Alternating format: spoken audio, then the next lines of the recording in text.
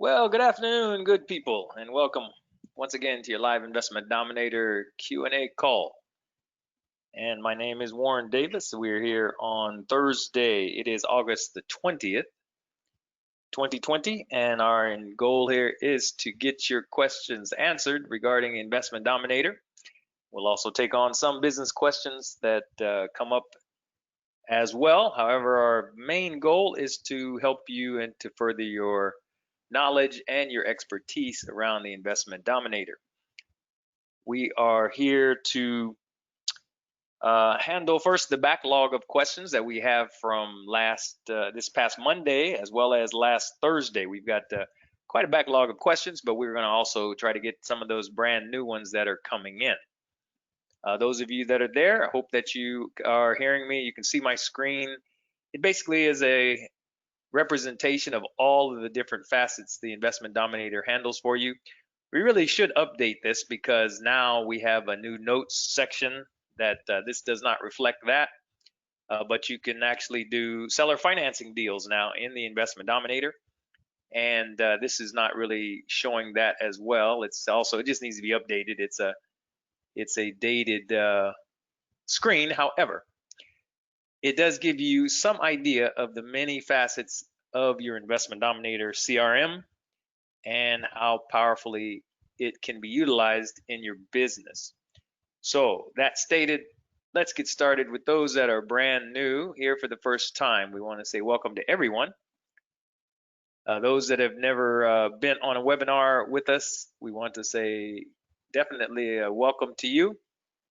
And if you want to get your questions answered, you should have your control box where you can send in your questions. Again, I appreciate it if you can type in the word question or put a question mark in front of the actual question so that I know I can distinguish between questions and or comments that come in. And we're noting that you can raise your hand here with a little hand raised, but I normally don't see that. So don't worry about trying to raise your hand. At least put in the word question or question mark or even a Q and then state your question, and I will hopefully be able to get it answered immediately. As I stated, we're going to be looking at questions from this past Monday, getting your questions answered using the Investment Dominator. And we're so glad that the Investment Dominator is up and functioning today. As you can remember, last Thursday we had some downtime, unexpected situation came up with the server, the actual server that the Investment Dominator was on, and it caused us to have to go through a few, some downtime basically. But today it looks like everything's been working fine.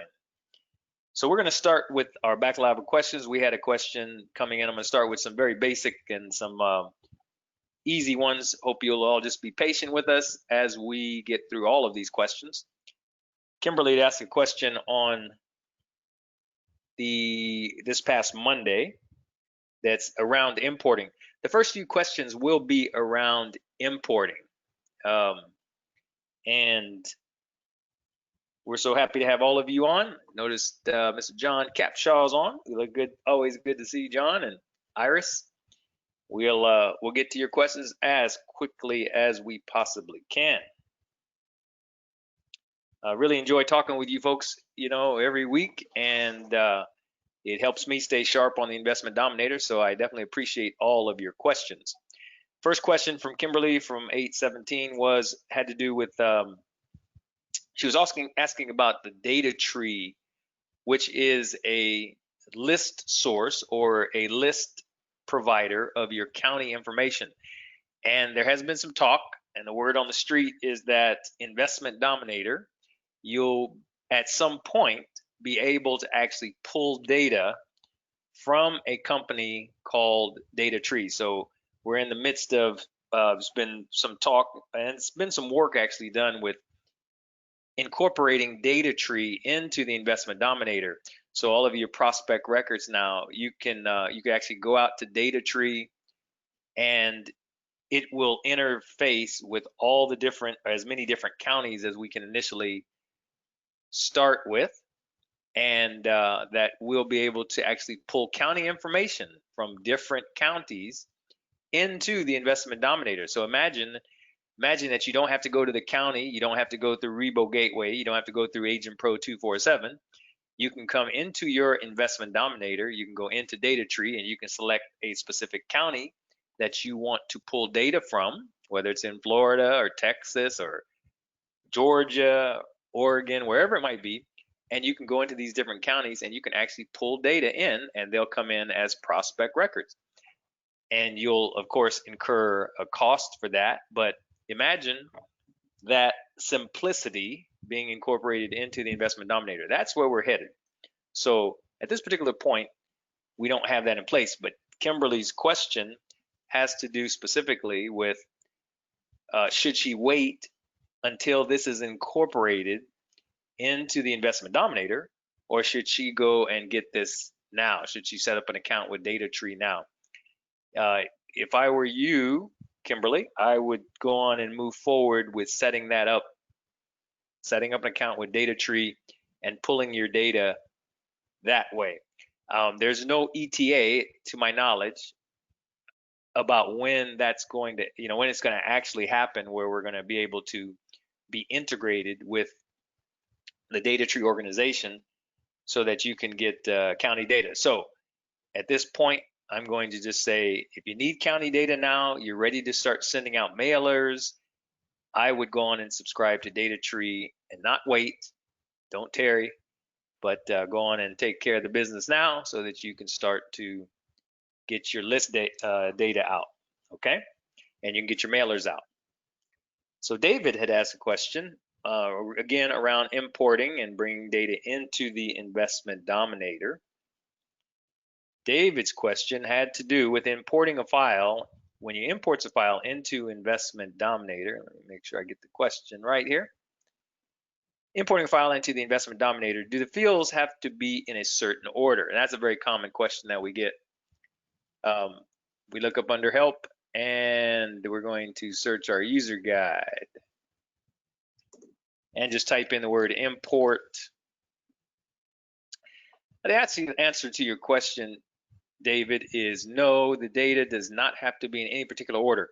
We listed here as type first. Now, if I were you, I would make sure the type field is the first field in the Excel format as you bring it in, or as you're going to import it into Investment Dominator. Make sure the type field is first, because it will specify individual or company. So the type field being first, but all of these other fields, first name, last name, though they have to be spelled just like you see them here, they can be in any order that you so choose. Remember, there are 11 fields that are required. These are the ones that are in color. They're all required, and they all must be spelled and have the same case, meaning state has to be capital S-T-A-T-E. That field has to be in that particular upper and lower case designation. However, state could come before city. City could come after APN. Investment Dominator just wants to make sure that you have these fields listed properly. They don't have to be in any specific order. All right. So I do want to make sure that that gets cleared up. And then David has kind of a follow-up question that also around importing. David's next importing question has to do with, do you need to have all the fields listed or just the ones that have data? And good question. You basically want to import into Investment Dominator any of the fields that have data. Now, you do want to have, if I were you, just so that Investment Dominator is okay, if you have your first 11 fields required, I would input all of these required fields. Normally, you do have information. You should have data for first name, last name, company if company is applicable, address, city, state, zip. So I would have all of my 11 required fields listed, even though I may not have data for all of them. But any of these other 31 optional fields, you don't need to list them. That's any of these fields here, these optional fields. You don't need to list them in your Excel file unless you actually have data for them. So I hope that's clear. Any of these are 31 other fields. But for your required fields, since they are required, you do want to have data for them.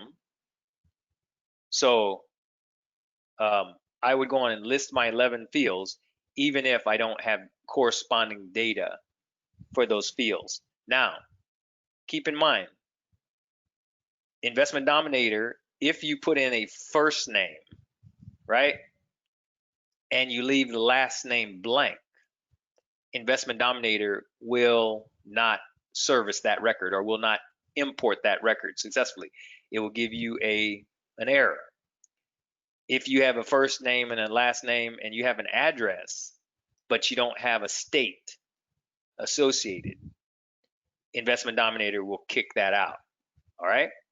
So keep in mind, you know, for these required fields, you should have those all populated so that Investment Dominator processes them and doesn't give you any problems.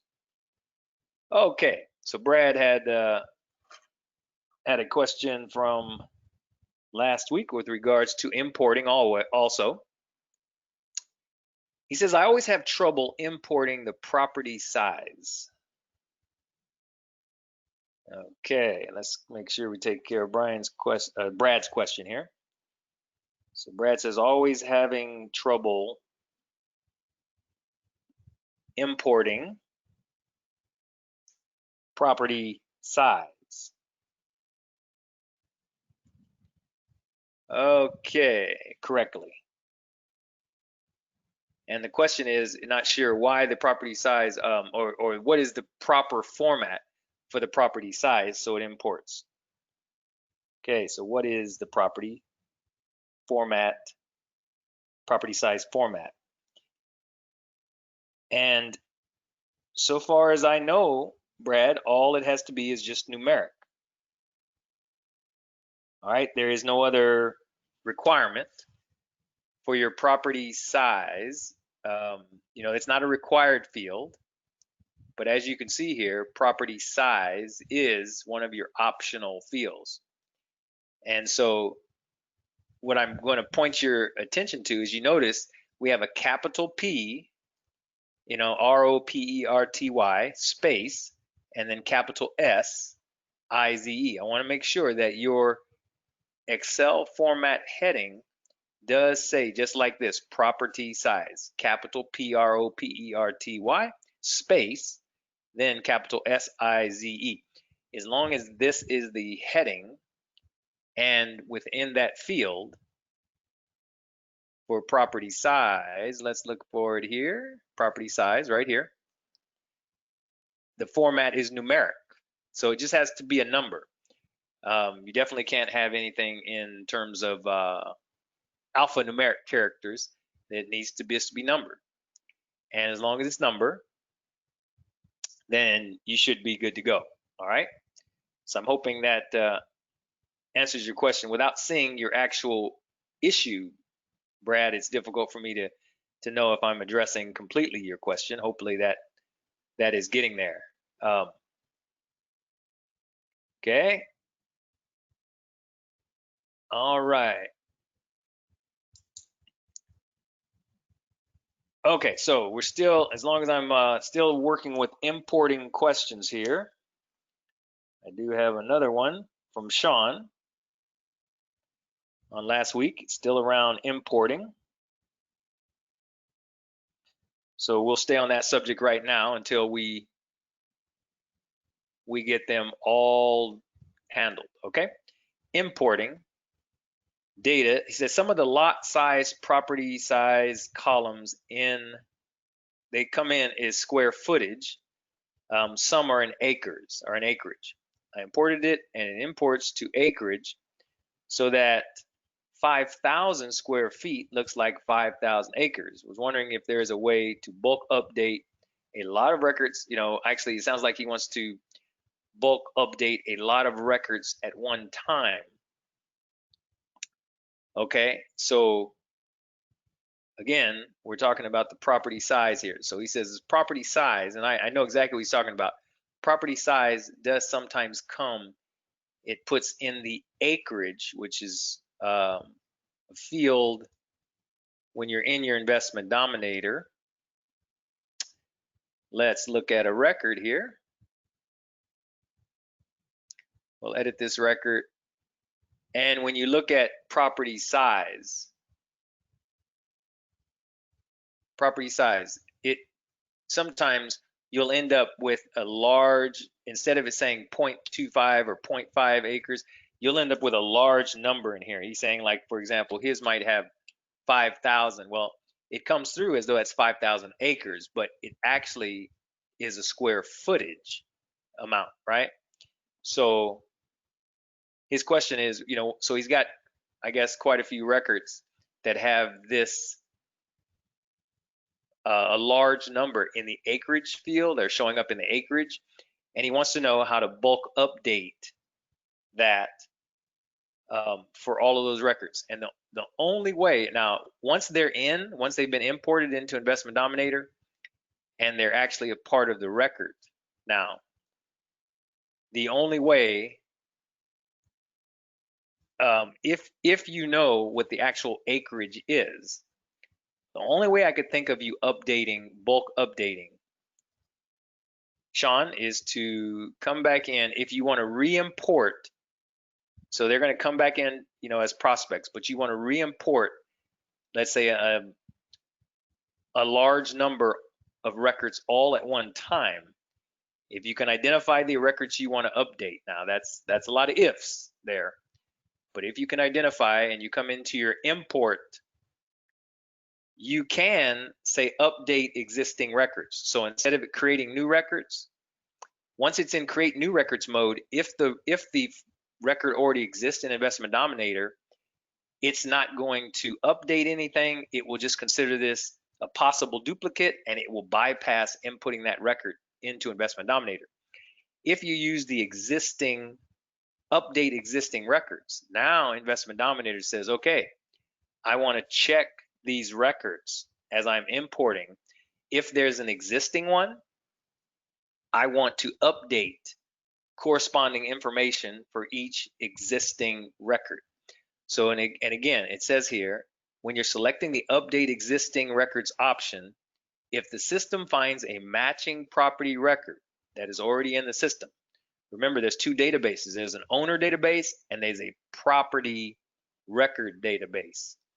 So if the system finds a record that's already in the system based on the APN, the property state, and the property county, it will update owner's contact information for one, and for that record, as well as append any new property information included in your import file for that existing record. So if I want to bring into my import, if I want to bring another property size, right? And I have found out that, 5,000 square feet. Let's see if I did a metric conversion. I know I'm taking this in a lot of directions here, but let's say 0.14, that's 6,000. So 0.12, that's 5,000. 0.11, it's 4,000. So let's see. If I were to say 0.12 acre comes out to 5,227 square feet. Okay, if I know that, then that would mean that I would want to go into my records, my land records, and I want to enter 0.12 acre into the acreage. So what does that mean? That means that when I import records now into Investment Dominator, and if I want the property size to be in acres and to be reflected accurately in acres, I'm going to take my property size field here, and I'm going to put 0.12 in the import file for property size, so that when it comes in to Investment Dominator and it comes into the record, it's going to be imported, and it will update all of those at one time. If you have all the corresponding records, it will update this to 1-2, right? That's the best way I can think of updating a whole lot of records at one time. You literally are going to have to come back into Investment Dominator, take the previous import that you imported, find out what the correct acreage will be. Then when you come into your import, you're going to say update existing records. It will update those existing records. And sure, you're going to choose the file and upload the list. And any additional company or any changes will automatically be updated in the Investment Dominator at that time. So I'm hoping that's somewhat clear, Sean. It's a little bit to do, but I'm gonna write down your question here. Any way to bulk update records for property size and Investment Dominator? Okay, so that's about the best answer I could give you. You want to use the existing records feature. All right, so Susan is asking, okay, see, do you need to add square foot or acre to the number that you're importing for lot size? Will that help clarify on the import? No, Susan, you do not want to do that. That's a good question, though. Very, very good question. Let me see. I want to make sure I get that down. Do you need to add? Yeah, you don't want to add any alphanumeric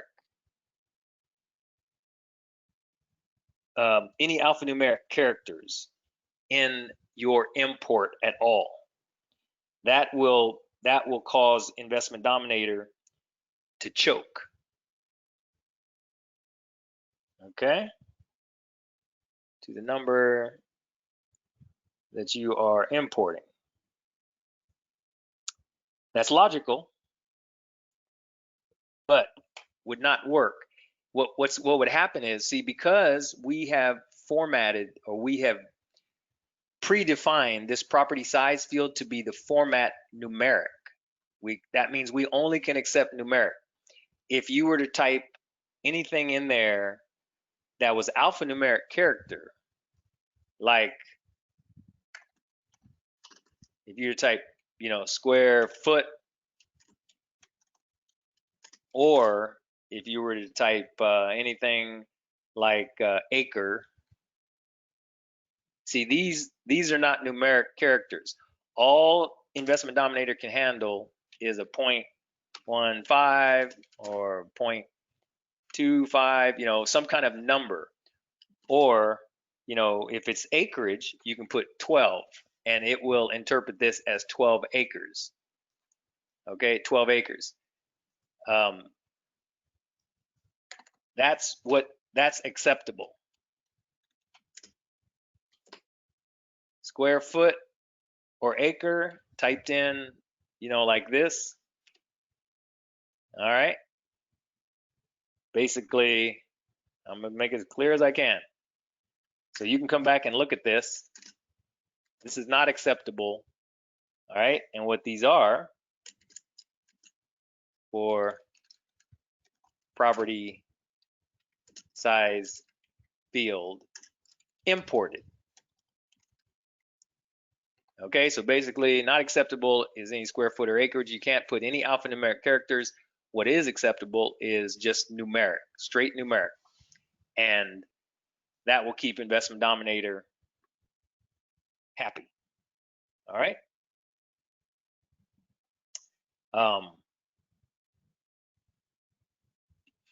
Okay. Okay, let's see if we had another importing question. All right, we'll see, Gordon, if this is let's see, an importing question. Gordon says this is another importing question. So in Tuesday's group coaching call about blind offers, Jeff discussed exporting records to Excel. Okay, then changing the offer amounts within Excel, and then re-importing the records to Investment Dominator. Okay, when doing this, is it necessary to re-import all the fields, everything that was exported, or can one just import a couple fields, property ID, offer amount, for example? Okay.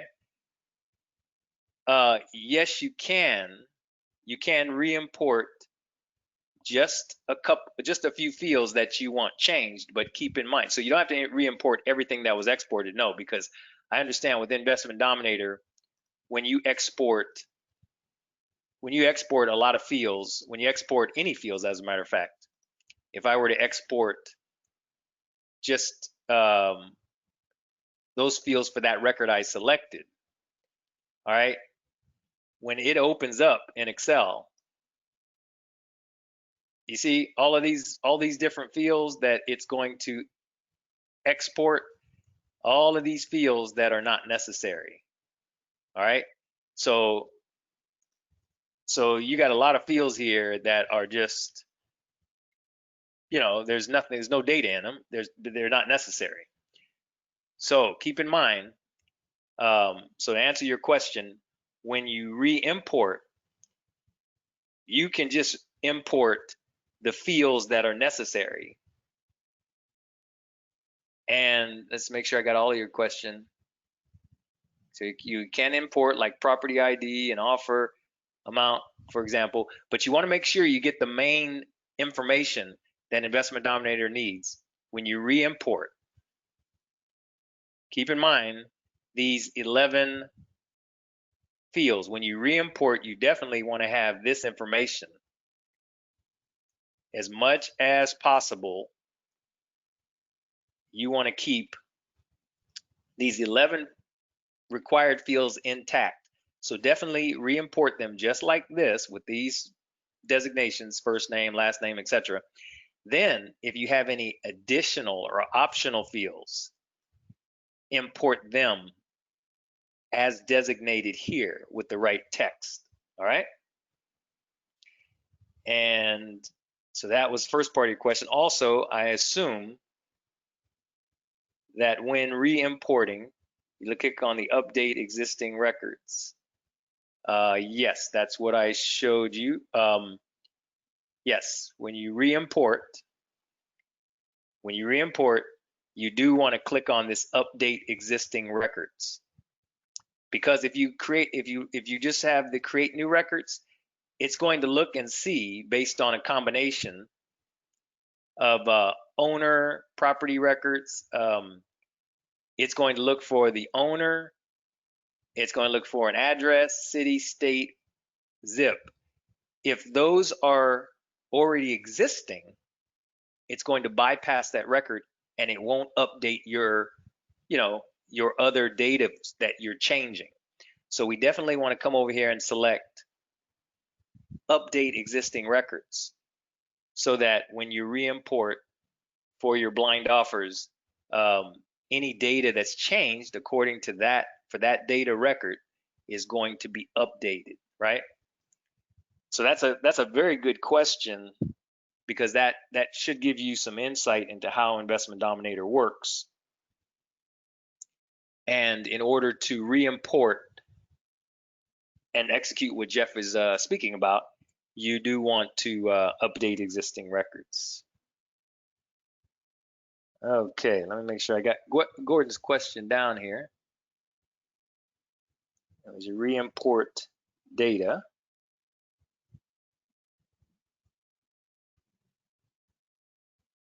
Okay, we re-import data after exporting.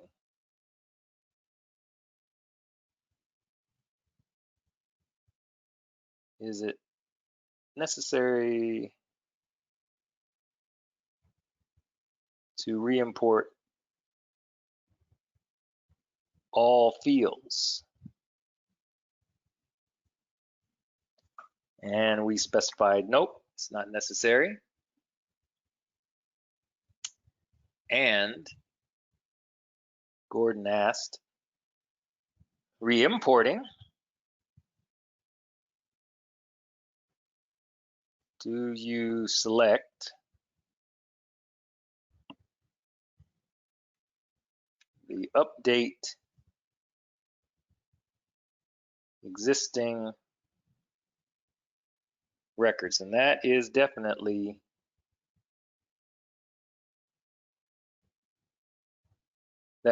what you want to do. Okay, a lot of importing questions today, which is fine.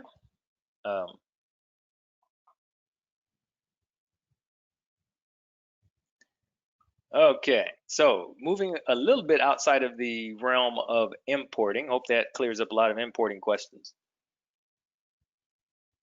that we've had so far. Understand, it's perfectly understandable to have questions around importing because it's such a big deal and something you're going to be doing every week. So I'm glad that you're asking the question. And so Katie asked a question around tagging records.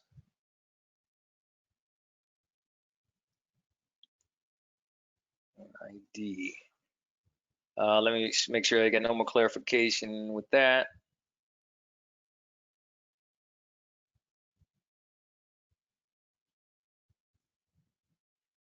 Okay.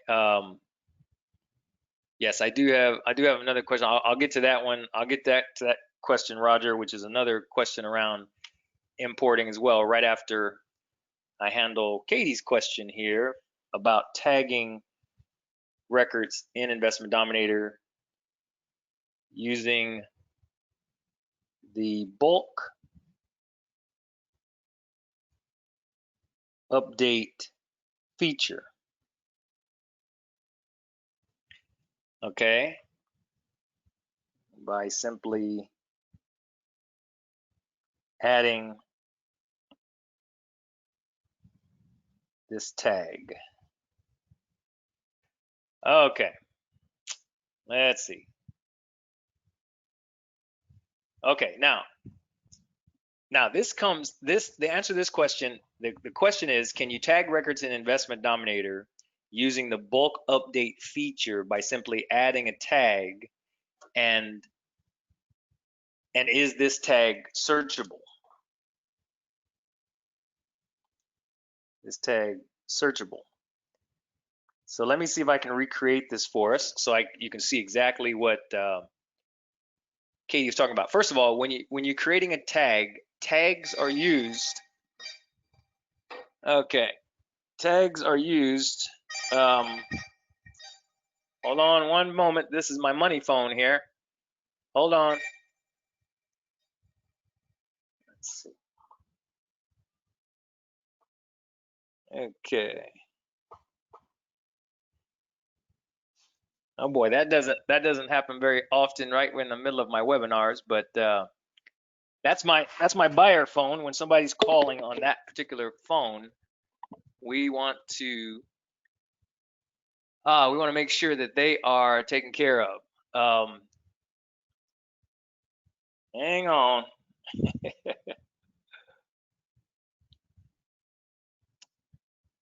Let's see if we can.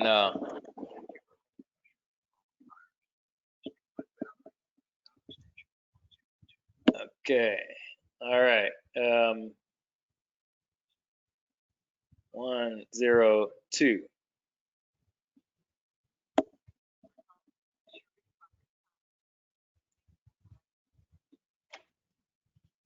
Okay. So this was a company that called yesterday regarding a property that we have for sale, and they told us that they were interested in the property and that someone would be getting back to us today. weed offering or asking them. Hang on just a second. Here it is. Hey, Valerie.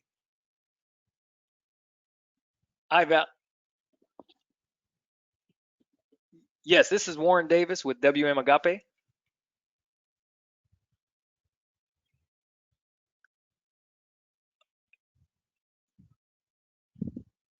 No, no, no. That's okay. That's okay. I just wanted to talk. Did you have a chance to talk with your boss?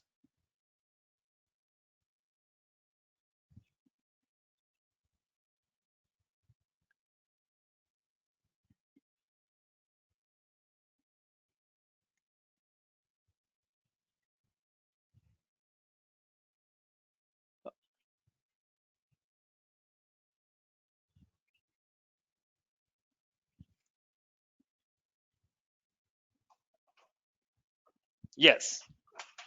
Y-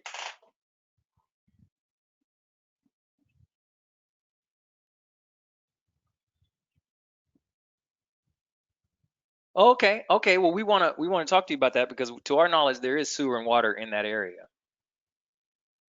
Oh, oh,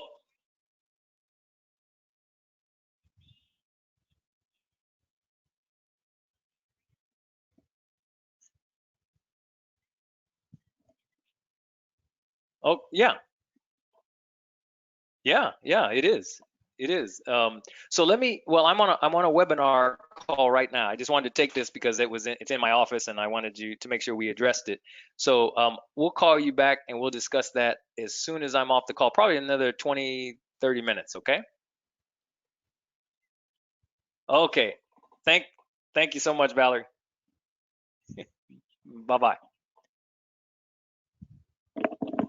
Okay. All right. Well, um, need to call back and talk. They're concerned about there being water and sewer access to this one property that we have for sale, and we already know that there is water and sewer in that area. This particular property that we're selling. I'll just use this as a kind of a teachable moment here. This is an example of a property we got under contract about 2 weeks ago. This is an example of making sure you keep your communication lines with a seller open even if the seller is kind of belligerent with you, like this happened about 6 months ago, where this particular seller had liens and judgments against their property.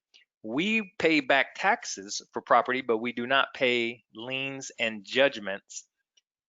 Like if they don't pay a credit card bill and then they put a lien on their property, we will not take care of that particular debt, but we'll take care of any back taxes.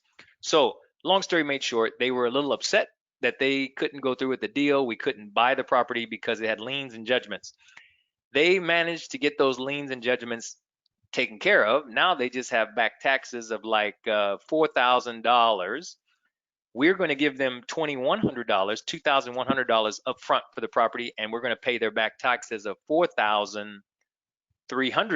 We're going to take care of that. So that puts us into the property for about 6 grand. With our closing costs, we're into the property for $7,000 plus.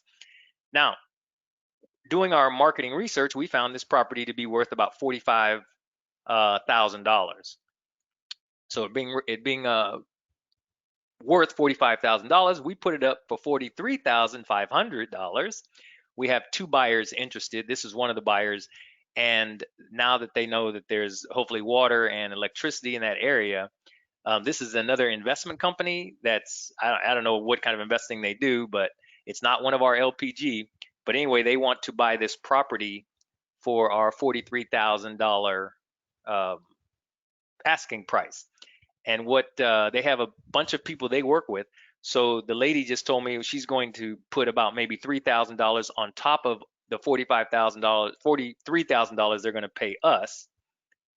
43,000 they're going to pay us. They're going to put a few grand on top of that, and that's going to be her basically her finder's fee. So she says she has some buyers that want to do that. I don't care what they do with the property after they pay us, what we're owed.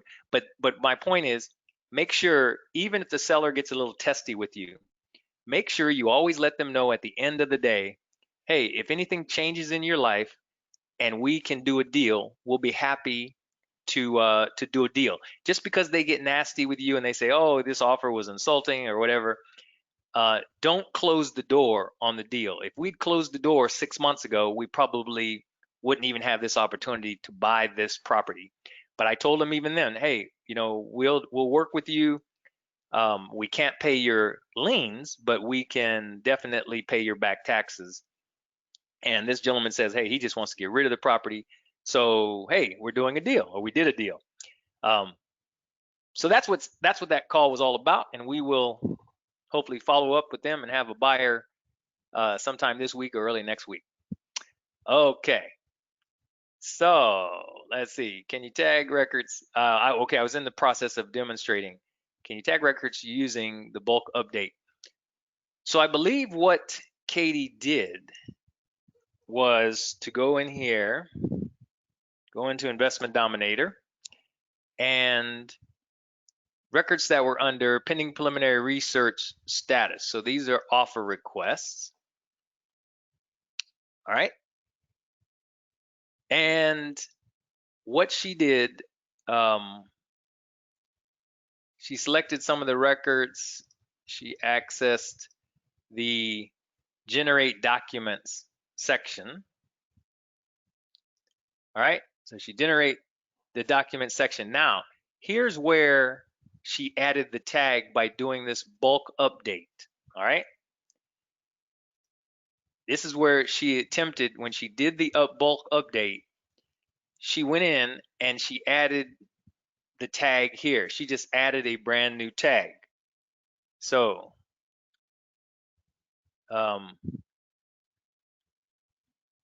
test tag 04. All right. So she updates on these records, right? She updates it with WD test tag 04. So this is what she thought it was going to do. When she said update, she thought that it updated the tag on the records like she wanted. And let's just look at one of those records and see. But see, even though she'd updated the tag, you see the tag does not appear here. So that's the instruction. In order for the tags to appear, I think it was these 3 records that I selected, right? And we went in and we did this bulk up using the bulk update. But see, none of the tags appear. So let me make sure that I'm right here. I'm just going to use this first one. We'll come in here. We'll say generate documents. So this is Margarita Sleeper. Generate documents, bulk update, and WD test tag 04. I'm just going to say update that. But you see, it says your records have been updated successfully. So this is the way she added the tag. But this is not the correct way to actually add a tag. All right. So you see, this tag did not get added here. So her question was, when she went back now, she added a whole bunch of tags like that onto her records. She went under the tag function and she was searching for that tag. And as you can see, the tag does not display here. So what we're trying to get you to understand, in order for you to be able to successfully add a tag to any record, you need to go up under Customize, go into the Tags area, and you need to say Add Tag like this. Then if I go WD Test Tag 04, I want to add my tag first. All right? I want to add my tag first. Now when I go into wherever it is I want to add this tag, let's say on this record, I select it and I don't go into generate documents. I go into the tag feature here. and I select my tag, and there it is, WD test tag 04, and I say confirm. Okay. So now, no matter what state this is in, no matter what, we look at all the records in the process. So if I want to find that record that I just tagged, my next step is to simply search by the tag and go right into and find WD test tag 04, right? And I search and it brings up that record.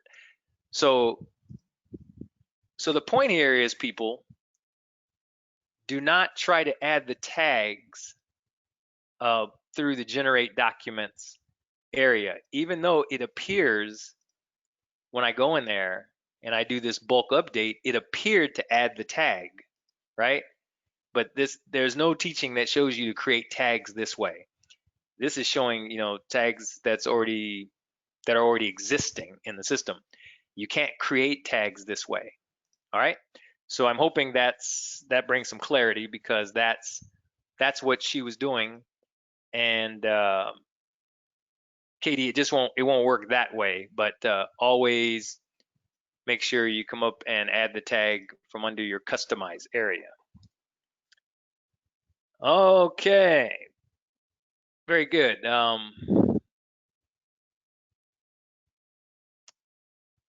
Okay, here's a business question from Robert. It's pretty easy, hopefully, to answer. Have you ever had a potential buyer inquire about radon gas testing? Never, Robert. Never have I had that question asked. Had a potential buyer ask about radon gas testing. No, it's normally the questions we get from potential buyers in terms of test. They ask if there's a soil 3, has this had a soil 3 test, soil 3 level test? That's another way of saying, does the land perk? And when we talk about the land perking, we're simply talking about the length of time they do a test, the length of time it takes water to be absorbed into that particular soil on that parcel. They test certain areas of the parcel to see how fast water is absorbed into that. That is what they call a perk test. And in order to put in a septic tank so that you can have a septic tank put into the ground where it should be, hopefully, they want to know if the land will perk. And basically, that's one of the main questions we get from potential buyers in terms of a testing of the land. We also get asked a lot if there's a survey on file, and those kinds of questions, but nothing around radon testing. All right. And another good question here from Kimberly. We'll make sure, where are the replays? I'm just going to put the replays of these webinars. All right. To go back and listen. I can answer that one very quickly. Okay, under your help facility, Kimberly, where are these webinars listed? Under weekly live Q&A training calls. As you expand that, you'll see over here where it says, click here to register for Monday and for Thursday, but click here to view replays of previous live Q&A training sessions. And the last one, I posted so far is from 8/6. So I will post, last week's here in the next day or so. 8/6, we have an 8/3.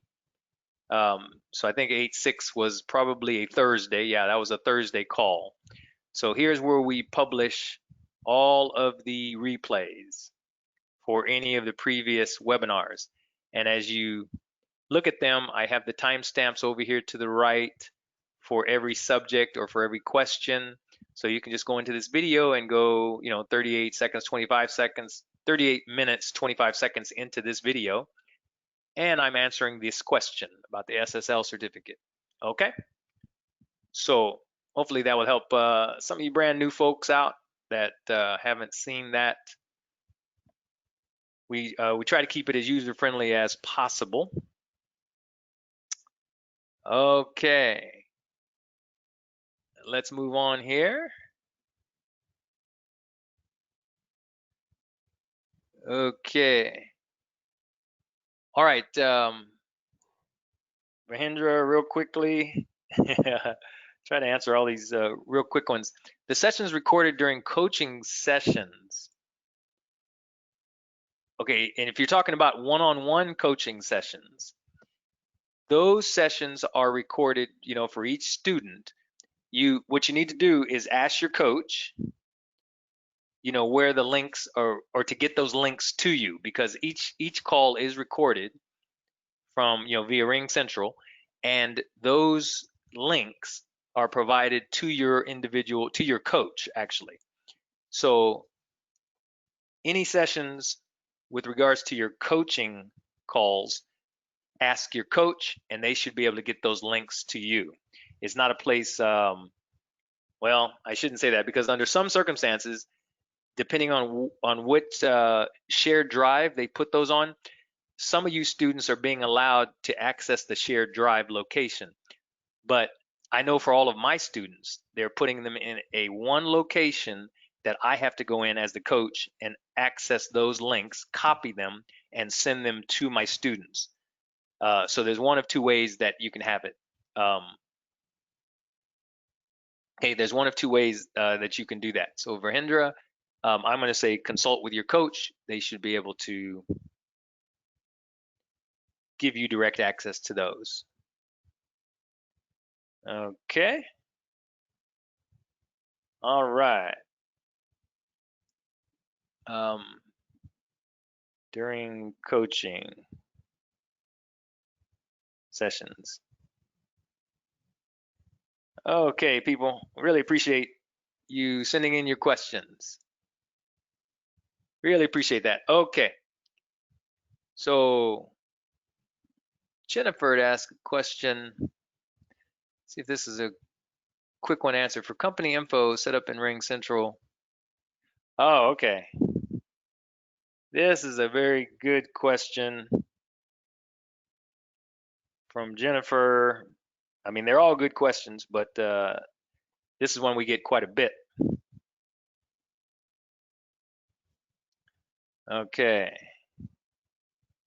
For company info set up in Ring Central, how do you handle if a neutral letter customer presses extension 2, which is actually for customers who have been sent offers?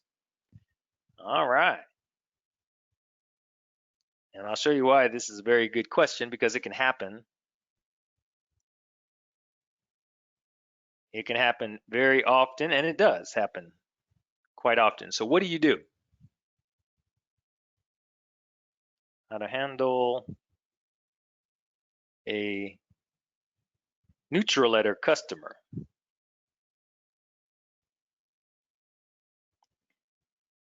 Okay, customer who presses extension 2. Okay, so what are we talking about here? Under your customize and your company information, remember, we have you setting this up if you're using Ring Central. Remember, you have the same phone number, you have 2 extensions. Extension number 2, keep in mind, this is for offers. So this means that this person, we've already sent them an offer on their property, and we want them now, they want to discuss the offer with us. So Jennifer's question is stating, well, if it's an actual neutral letter customer, remember, which is the first communication that goes out of your Investment Dominator. If it is a neutral letter customer, and really they should have pressed extension 1, So they would go to Pat Live, but instead they pressed extension 2 and it ends up ringing on your phone, but they're actually responding to a neutral letter. What do? Well, you become just like the Pat Live person. If they hit extension 2, you've got to switch hats now. Now you're going to be just like Pat Live, picking up the call from a neutral letter customer. So what do? You take their particular record, which should be in mailed letter 1 status because you've mailed them the letter. You find their record, you select it, and you go in and you're acting like Pat Live now. And what I would recommend you do is go into your new offer request. You go into that new offer request script, you see it populates all of their information, and you simply, very cordially and very politely begin to ask them the same questions. You want to verify their APN. Ask them how many acres it is. Ask them if there are any HOA or POA in this area, the homeowners association fees or property owners association in this area. Do you own the property free and clear? So you just carry them through the new offer request and ask them if there's any improvements. And that way you're answering all the questions just like Pat Live or another call center would answer. When you get to the bottom, you want to just say process offer request. And so what's that going to do? Once you process the offer request, it's going to put this record, it's going to take it from mailed letter 1 and it's going to put it in pending preliminary research status, saying that they want an offer on that property. So in essence, you become the Pat Live or the call center person taking the answers if it's an extension, if they hit extension 2, and they should have actually hit extension 1. Okay. That's what we have time for today, people. We're right at the end, and most of these questions that are here, if you have any specific questions that if you want to go on here in the next let's just say the next minute, and you want to write in any questions about, I noticed in the beginning we had a question that said there was around, if you had questions about picking a new county. Now that goes more into the one-on-one coaching.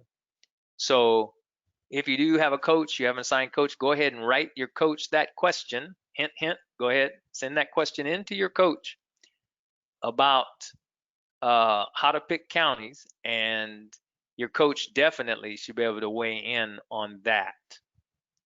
All right.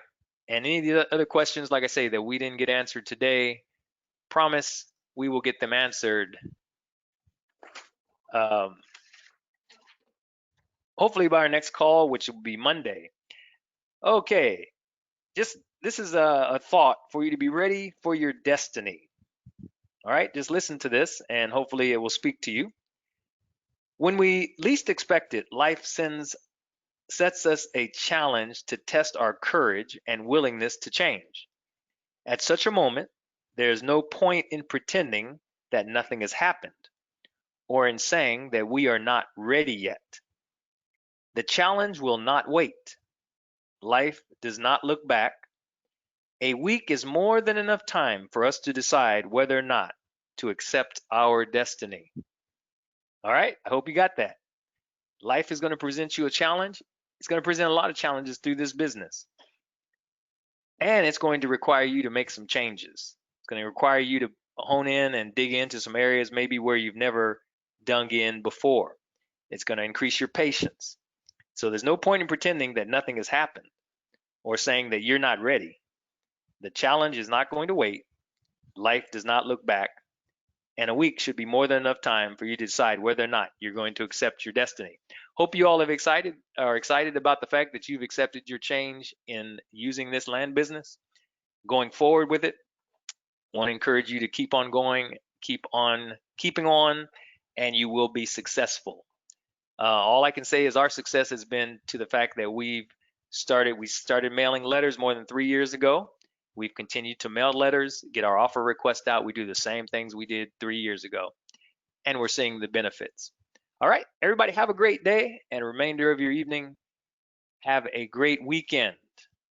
And we will be back here on Monday, 5 p.m. to get your questions answered. Take care, everybody. Sure to appreciate you all. Bye-bye now.